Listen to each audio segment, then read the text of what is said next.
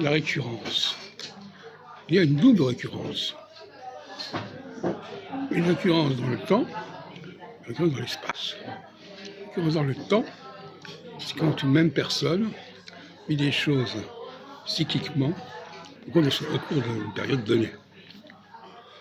La récurrence dans l'espace, c'est quand des personnes différentes ont des comportements comparables et semblables au cours de leur vie.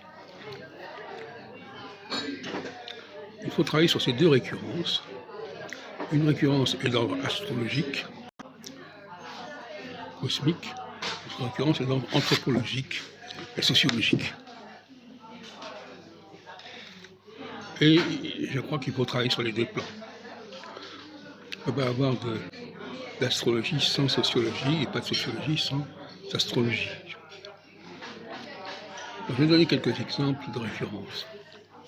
Constater par exemple que des femmes se comportent de la même manière, toutes différentes latitudes, à différentes époques, c'est une récurrence tout à fait significative d'une constante comportementale féminine. Constater qu'au cours d'une vie, quelqu'un vit des choses du même ordre, dans les intervalles donnés, c'est aussi un constat qui est important, qui est fondateur d'une psychologie. Alors certaines personnes, dans les deux cas, on peut parler de statistiques.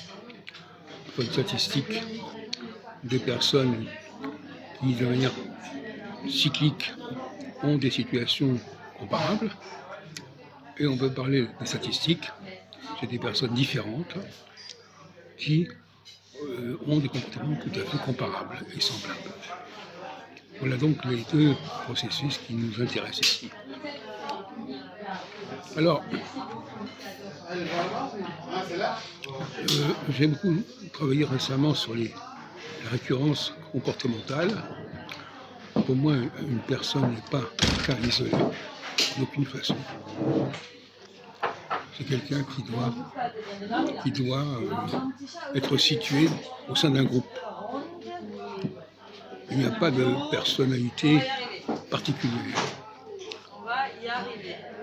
Ça ne correspond à rien. On ne peut pas isoler les personnes. Une femme m'intéresse permettant de mieux comprendre le féminin en général, et pas pour comprendre mieux son cas particulier.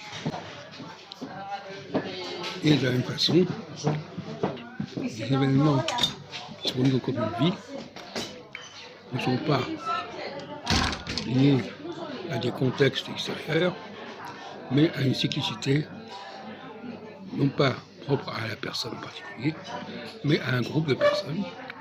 Ce ne sont pas forcément les humains, les hommes et les femmes, peut-être aussi ce que j'appelle les adamiques, c'est-à-dire les leaders.